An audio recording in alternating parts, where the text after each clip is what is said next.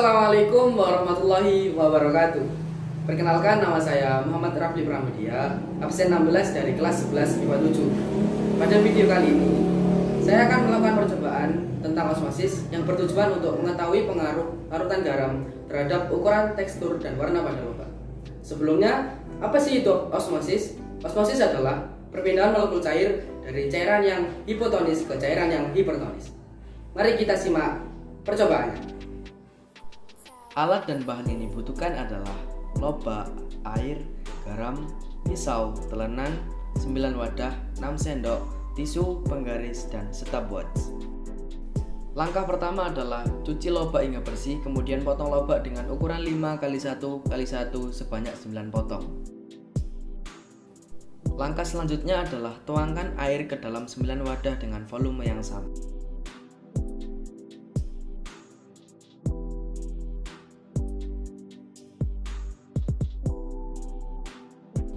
Kemudian, larutkan garam ke dalam masing-masing wadah dengan komposisi yang berbeda. Wadah pertama sampai wadah ketiga tidak berisikan garam. Wadah keempat sampai wadah keenam berisikan 2 sendok teh garam. Wadah ketujuh sampai wadah ke-9 berisikan 4 sendok teh garam.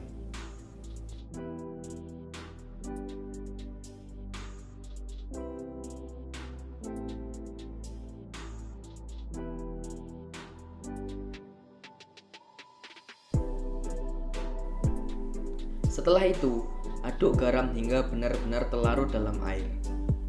Dalam setiap wadah, gunakan sendok yang berbeda. Hal ini bertujuan agar sendok yang telah digunakan untuk mengaduk larutan sebelumnya tidak mempengaruhi konsentrasi larutan selanjutnya.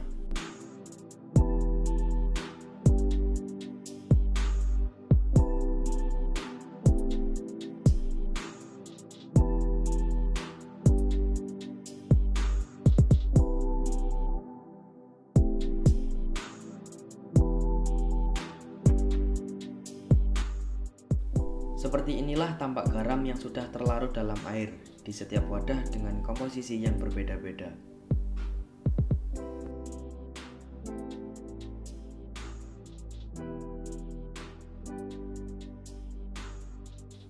Langkah selanjutnya adalah masukkan potongan lobak yang sudah dipotong dengan ukuran yang sama ke dalam wadah secara bersamaan. Seperti inilah tampilan lobak yang sudah terendam di dalam wadah dengan komposisi garam yang berbeda-beda. Dan tunggu selama 2 jam. 2 hours later. Setelah 2 jam, angkat dan tiriskan potongan lobak dari setiap perlakuan di atas tisu.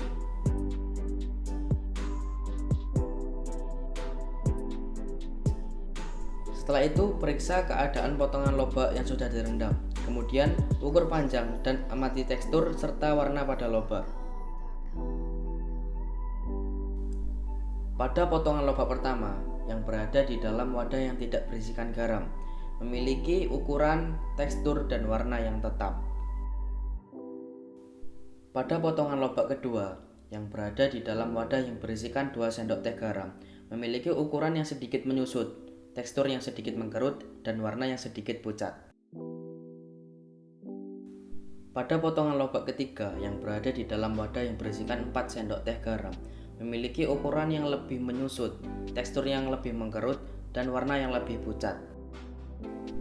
Lakukan sampai 3 kali pengulangan, dengan tujuan agar mendapatkan hasil yang valid. Pada pengulangan kedua ini, didapatkan hasil yang sama, di mana lobak yang berada pada wadah pertama tidak mengalami perubahan. Dan potongan kedua yang berada di wadah yang berisikan 2 sendok teh garam memiliki ukuran yang sedikit menyusut, tekstur yang sedikit mengkerut, dan warna yang sedikit pucat. Di potongan 3 pun sama, yang dimana memiliki ukuran yang lebih menyusut, tekstur yang lebih mengkerut, dan warna yang lebih pucat.